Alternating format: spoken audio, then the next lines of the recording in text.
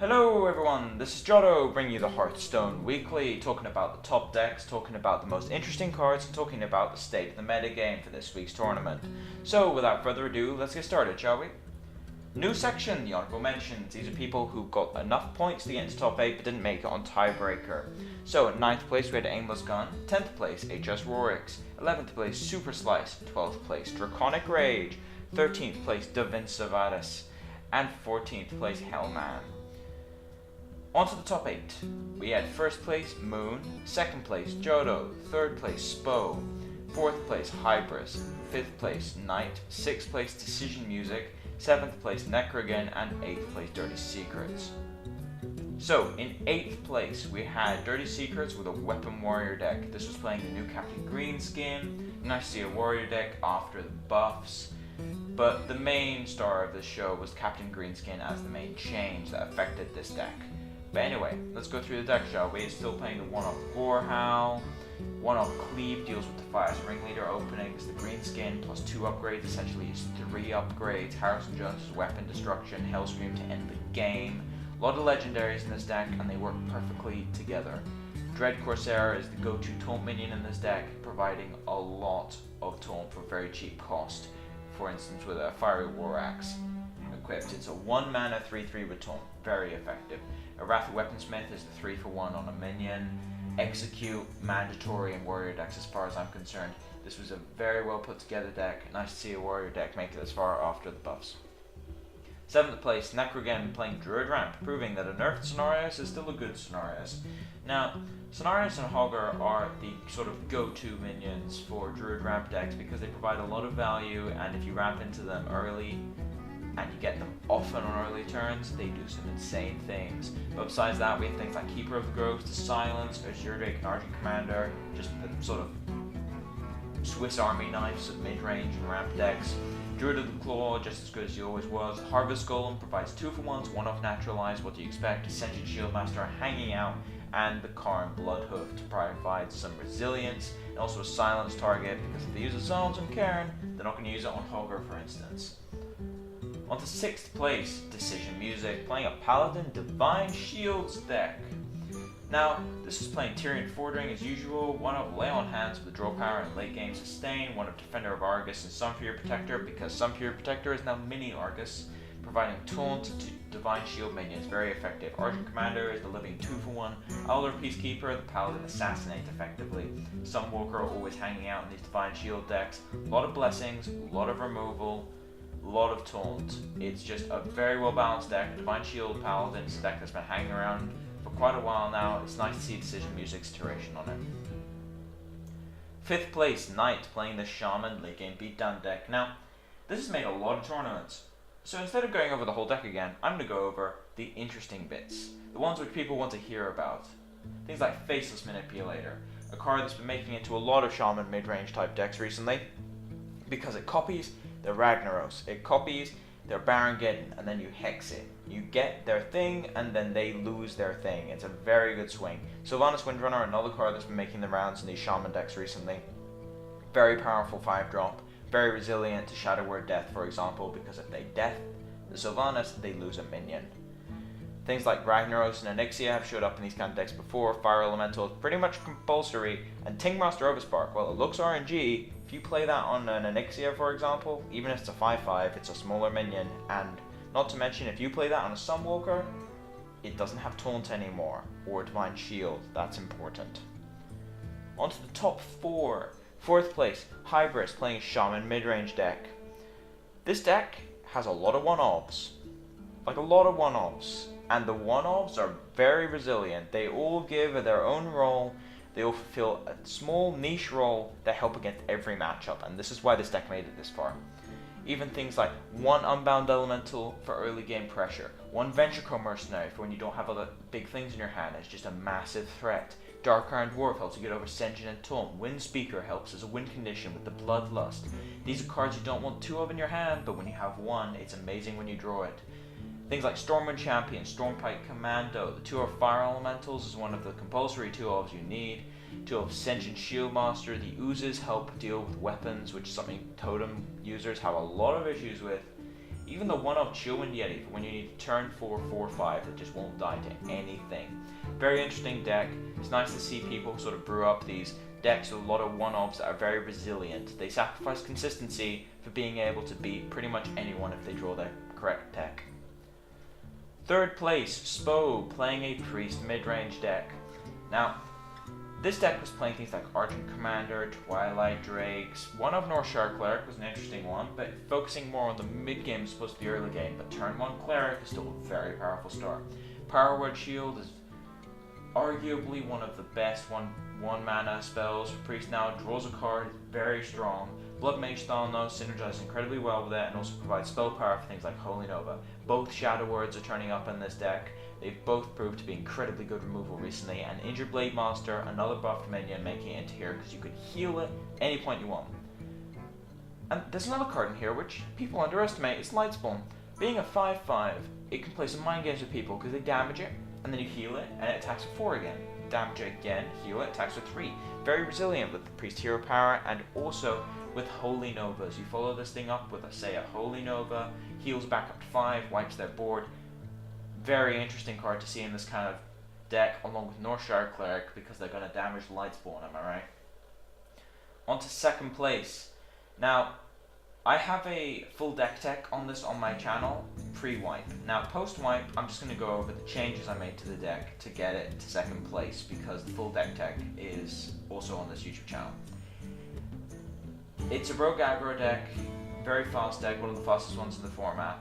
But the changes to this deck from the last version were, I took out an Acidic Swamp Ooze, I took out an Iron Beak Howl, added 2 Deadly Poisons, and then also removed 2 Dalaran Mages for 2 Kobold Geomancers. It worked out extremely well, helped a lot against the changes, current metagame, still very solid deck. And if you'd like to talk to me about it, come on TeamSpeak, hang out, ask me. But on to the main event. The first place deck played by Moon. This is a Mage Aggro deck. Mage Aggro? We haven't seen a Mage Aggro deck ever. Yeah, ever. It's also the first Mage to ever win a tournament. Congrats, Moon. Now, this plays a lot of cards which you just wouldn't expect, but they work incredibly well. Things like Dark Iron Dwarf helps him get over Taunt, Shadowed Sun Cleric providing the buffs that people underestimate all the time. Argent Commander hanging out for the plan 2 in the mid game with Ysera as a win condition in case they've managed to stall you out. Acolyte Pain provides draw power, Mana Worm, one of the best 1-drops in the game, if not the best. Spellbreaker helping you just smash them in the face instead of having to get through their taunt. Frostbolt, newly buffed, very powerful. Sorcerer's Apprentice, plenty of offense. This is a very fast deck. This was the fastest deck in the tournament, I think, besides maybe Warlock Aggro. It's very close. It was an incredibly fast deck, very difficult to stop once it got going. Very interesting deck. We haven't seen a Mage Aggro deck before. It's nice to see sort of the debut of this archetype winning a tournament. Anyway, onto the interesting cards. Shattered Sun Cleric. I just talked about it. It made it into a couple of decks actually. Now this is a card which has been relegated to arena play most of the time, but as a basic, a lot of people have been trying it after the wipe, and it has been surprising. This 3 mana 3/3 is not something you usually pick as a constructed card. 3 mana 3/3s, you don't tend to get them, even if they have absurdly powerful effects, like for example, Raging Morgan. However, the Battle Cry +1/+1 is more powerful than people seem to think, because if you put this, say, on a 2-drop, like you go Fairy Dragon Shattered Sun Cleric, that's a 4/3 Fairy Dragon that will not die to AoE, will be hitting them for 4 constantly, and there's nothing they can do about it. Being able to buff things like Fairy Dragon is one of the reasons why this card is so powerful. Other likely targets for this are things like Mana Worm, which by the time you play this will probably have 2 to 3 attack, buff it up, it can be a 4/4 and turn 3 attacking, or a 3/4, very strong combination that we saw in Moon's deck.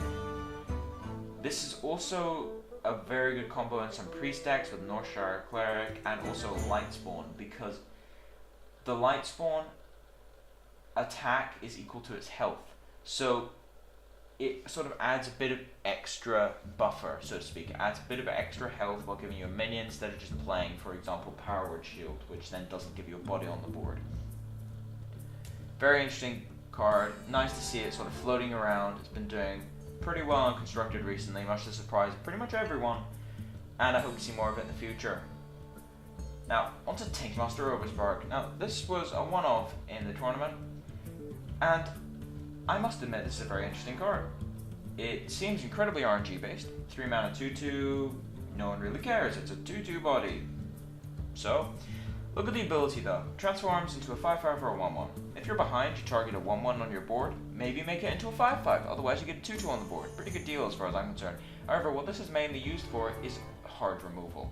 Doesn't look like it, but even if you get the 5/5, the 5/5 is less scary than a Ysera, or a Deathwing, or a Malagos. These are impossible to remove normally, and 5/5s not so much. Not to mention they lose all their effects. Things like Sunwalker, as I said earlier, dies instantly.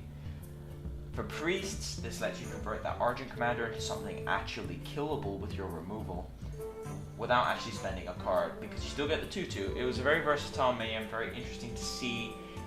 The 1/1 just removed the thing from the game essentially. The 5/5 was removable because it got rid of effects. RNG based, sure, but one of the only RNG cards that's actually incredibly good that isn't sort of class specific. Class specific RNG cards seem to be very good, but this is an RNG based neutral card that can have some play.